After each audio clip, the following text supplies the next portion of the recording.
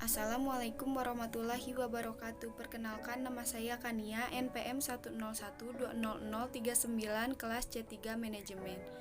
Video ini saya buat untuk memenuhi tugas evaluasi akhir semester saya dalam mata kuliah Pendidikan Agama Islam. Video yang akan dibahas yaitu mengenai materi 1-4 tentang syahadatain. Bab pertama mengenai definisi syahadatain. Kata syahadatain merupakan masdar dari kata syahida. Wajan fa'ilu if'alu fa'talatan. Fa'talatan artinya pekerjaan. Syahida artinya menyaksikan. Syahadatain artinya persaksian atau transaksi. Yang pertama ada makna mustarak. Mustarak tidak dapat diartikan dengan semua makna yang terkandung dalam kata tersebut secara bersamaan. Akan tetapi harus diartikan dengan salah satunya. Dalam Al-Quran, kalimat syahidah mempunyai arti yang berbeda-beda tergantung kepada kalimat yang mengikutinya.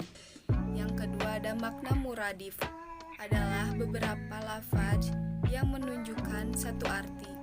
Misalnya, lafadznya banyak, sedang artinya dalam peribahasa Indonesia yaitu satu, atau sering disebut juga sinonim.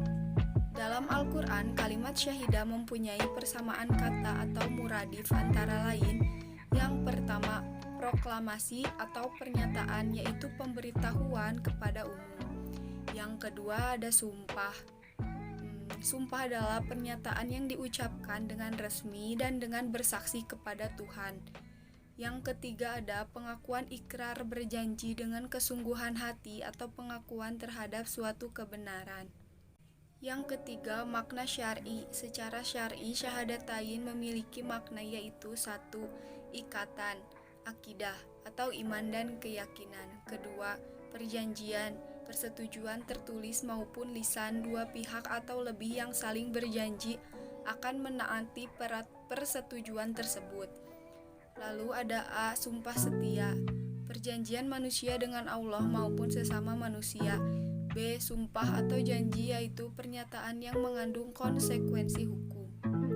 Adapun kelompok orang yang memenuhi sumpah janji yang pertama disebut muttaqin, yaitu orang-orang yang menegakkan sholat, membayar zakat, dan orang yang bertakwa. Yang kedua mukminin, yaitu orang-orang yang memelihara amanah dan janjinya. Yang ketiga ada musholin, yaitu orang-orang yang memelihara amanah. Keempat, ulul albab, yaitu orang-orang yang memenuhi perjanjian dengan Allah. Adapun kelompok orang yang melanggar sumpah atau janji yaitu yang pertama, orang-orang kafir, yang kedua orang-orang fasik, yang ketiga kontrak sosial atau persetujuan antara makmum atau rakyat dengan imam atau para pemimpin. Dalam syariat Islam, kontrak sosial adalah yang pertama, baiat atau pengucapan sumpah atau janji setia kepada imam, ataupun pernyataan kesanggupan dan kesiapan taat dan patuh kepada Nabi selama tidak melanggar ketentuan agama. Yang kedua ada tijarah, yaitu jual beli antara seseorang mukmin dengan Allah. Dikatakan jual beli karena ada penjual dan pembeli. Penjualnya adalah orang yang beriman, menjual harta dan jiwanya, serta Allah membelinya dengan surga dan ampunannya. Bab 2 mengenai kedudukan syahadatain dalam syariat Islam. Syahadatain adalah syariat Islam dengan syariat sholat, zakat, puasa, haji, dan sebagainya, serta diwajibkan untuk dilaksanakan. Karena begitu penting, syariat syahadatain memiliki kedudukan yang penting pula. Adapun kedudukan syahadatain dalam Islam adalah yang pertama, rukun pertama. Rukun Islam. Kedudukan syahadatain merupakan rukun pertama dalam Islam. Dalam pembentukan masyarakat muslim, keberhasilan pelaksanaan syahadatain berarti mempermudah pelaksanaan syariat-syariat selanjutnya. Yang kedua, perwujudan al-wa'la dan al-bara'. Pelaksanaan syariat syahadatain dengan cara mengikrarkan kalimat asyhadu alla ilaha illallah wa asyhadu anna muhammadar rasulullah di hadapan seorang saksi syahid dapat memperjelas loyalitas seseorang mukmin. Yang ketiga, tujuan akhir proses dakwah. Dakwah adalah suatu usaha untuk mengajak manusia ke dalam al-khair atau Islam sebagai sabili robbika, serta mengeluarkan manusia dari kegelapan kepada cahaya. Yang keempat, akar pohon Islam. Allah memberikan perumpamaan kalimat thayyibah sebagai pohon yang baik. Sebatang pohon intinya terdiri dari akar, batang, dan buah. Dari ketiga unsur tersebut, akar adalah hal yang urgent, sehingga suatu biji apabila mau tumbuh, maka akar lainnya yang paling dahulu tumbuh atau keluar. Tanpa akar, suatu pohon tidak akan tumbuh. Yang kelima, pondasi bangunan Islam. Bangunan yang memiliki makna fisik, bangunan masyarakat, dan bangunan sistem nilai. Yang keenam, penjaga hati. Manusia dilahirkan dalam keadaan fitrah, suci, bersih, sebagaimana agar hati itu terpelihara. Maka Allah memerintahkan kepada manusia untuk memelihara hubungan dengan Allah Subhanahu wa Ta'ala dengan cara melaksanakan syariat yang telah Allah wahyukan melalui para rasulnya. Bab 3 mengenai syahadatain dalam proses kehidupan manusia. Syahadatain dalam kehidupan manusia adalah syariat yang sangat urgent karena dengan syariat ini manusia ditentukan nasibnya di hari akhir. Syahadah berupa perjanjian antara rumah manusia dengan Allah telah dilakukan sejak di alam arwah. 1. Tahapan kehidupan manusia. Manusia adalah makhluk yang mengalami 4 tahap proses kehidupan. Pada tahapan pertama atau kematian pertama, disebut kematian karena ruh dan jasad belum bersatu. Karena jasad dalam bentuk janin masih dalam proses, sedangkan ruh masih di alam arwah. Manusia selama proses pembentukan jasad mengalami 3 tahapan, yaitu 1. Tahapan nutfah. Tahapan ini setelah janin manusia dibuahi oleh sel sperma. Yang kedua, tahapan alaqah berupa gumpalan darah. Yang ketiga, tahapan mudghah, yaitu gumpalan daging telah berupa jaringan anggota tubuh. Tahapan kedua atau kehidupan pertama. Pada tahap kedua ini manusia mengalami 2 tahapan, yaitu tahapan pertama berada di alam rahim dan tahapan kedua berada di alam dunia. Pada tahapan ketiga atau kematian kedua, tahapan ini adalah tahapan yang pasti dialami oleh setiap manusia, bahkan oleh setiap makhluk yang bernyawa. Tahapan keempat atau kehidupan kedua, masa kehidupan pada tahap ini disebut juga yauma al-akhir. Tahapan pertama, kehancuran alam semesta. Tahapan kedua, hari kebangkitan. Tahapan ketiga, hari perhitungan. Dan tahapan keempat adalah hari pembalasan. 2. Sikap manusia tentang syahadatain. Beribadah kepada Allah Subhanahu wa Ta'ala tentunya harus sesuai dengan aturannya, yaitu mengikuti Rasulnya. Manusia dibagi menjadi 2 bagian, yaitu yang pertama, orang yang menerima seruan Rasul dan mereka adalah orang-orang yang beriman. Yang kedua, orang yang menolak seruan Rasul dan mereka adalah manusia yang ragu-ragu serta sangat mencintai kehidupan duniawi. 3. Orang-orang yang menolak melaksanakan syahadatain. Pada hakikatnya, orang yang menolak melaksanakan syahadatain adalah orang yang menolak syariat Islam. Syahadat berarti ikrar atau pengakuan sumpah dan juga perjanjian. Bab 4 mengenai hubungan rukun iman dan rukun Islam. Iman berasal dari kata amanah yang artinya percaya atau memelihara. Lawan katanya adalah kafaro, artinya menolak atau menutupi. Dan orang yang percaya atau menerima disebut mukmin. Kumpulan orang yang beriman disebut mukminin. Dan orang yang menutupi diri atau menolak dari kebenaran disebut kafir. Dan kumpulan orang-orang yang menolak kebenaran adalah kafirin. Untuk mengetahui hubungan rukun Islam dan rukun iman terlebih dahulu harus dipahami pengertiannya. A. Rukun iman.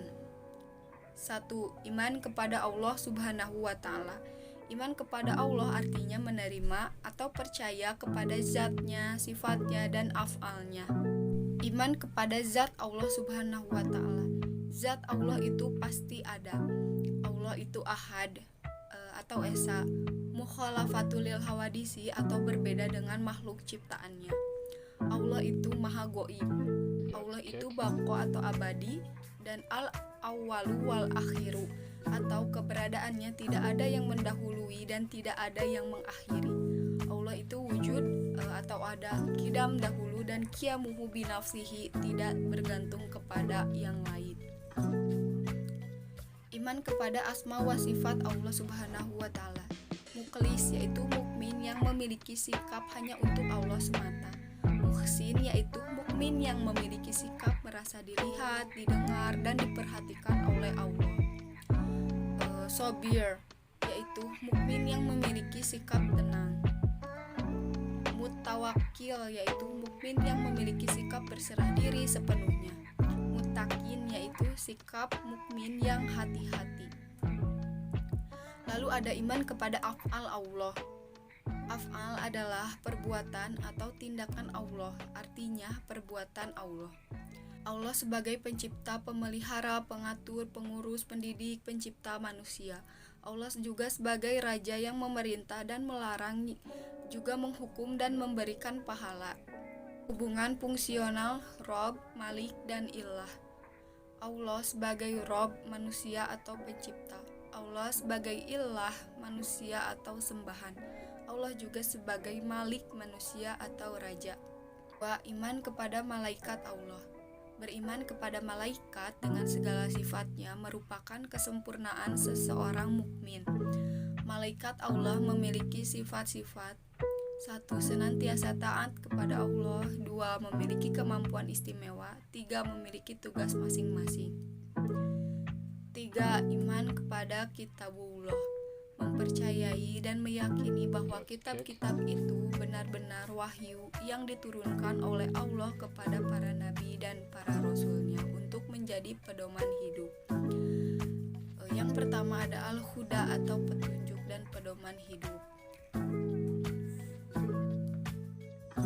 Al-huda atau petunjuk dan pedoman hidup. Al-bayan atau penjelasan. Al-furqan atau pembeda. Az-zikru atau peringatan. Asyifa atau penyembuh. Ar-Rahman atau pemberian Allah. Al-Busyra atau kabar gembira. 4. Iman kepada Rasulullah. Rasul adalah manusia yang diberi mandat oleh Allah untuk menjawantahkan Allah di muka bumi. Rasul menjadi uswah atau pola serta contoh bagi umatnya. Dan Rasul adalah manusia yang mendapat kewenangan dari Allah untuk penegakan.